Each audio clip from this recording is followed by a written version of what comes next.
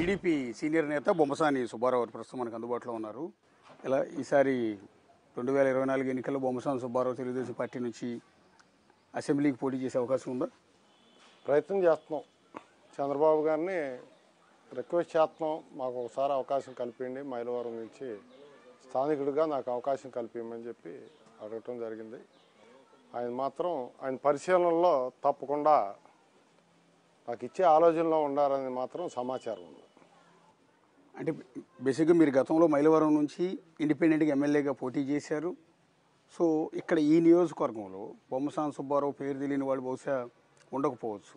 So అలాంటిది మీకు ఇన్నేళ్ళైనా కూడా ఎమ్మెల్యేగా పోటీ చేసే అవకాశం పార్టీ నుంచి రాకపోవడం కారణం ఏంటండి? అంటే పార్టీలో ఉండవుతున్న వ్యక్తి సీనియర్ పొలిటీషియను, మాజీ మంత్రిగా ఉన్నారు. నేను ఒక ఎన్నికల్లో పనిచేయాలని చెప్పి తెలుగుదేశం పార్టీకి ఆయనకి పనిచేశాను.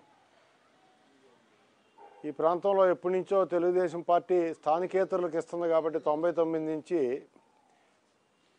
ఈసారి తప్పకుండా ఈ ప్రాంత ప్రజలు కూడా స్థానికుడు కావాలి, ఉభయ పార్టీల నుంచి స్థానికేతరులు పోటీ చేశారనేటటువంటి భావంతో చాలా ఇబ్బందికరంగా ఉన్నారు ఇక్కడ ఉండేటువంటి స్థానికులందరూ కూడా.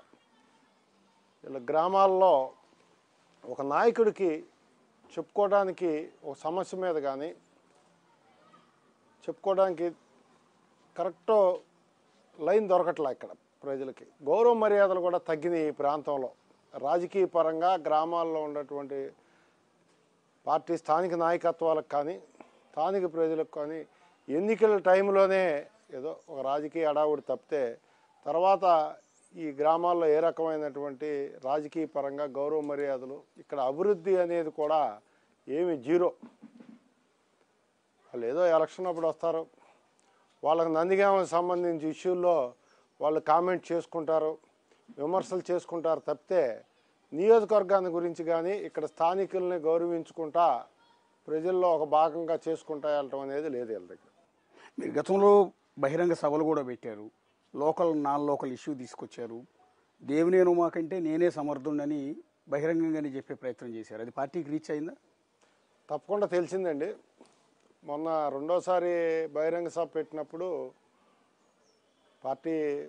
రాష్ట్ర పార్టీ అధ్యక్షులు వారు అచ్చెన్నాయుడు గారు నన్ను కొద్దిగా ఆపటానికి ప్రయత్నం చేయమని ఆఖరి నిమిషంలో చెప్పారు. అదే 4 రోజుల ముందు చెప్తే తప్పకుండా ఆపేవాడిని. మేము ఇప్పుడు జనసేన తెలుగుదేశం పార్టీ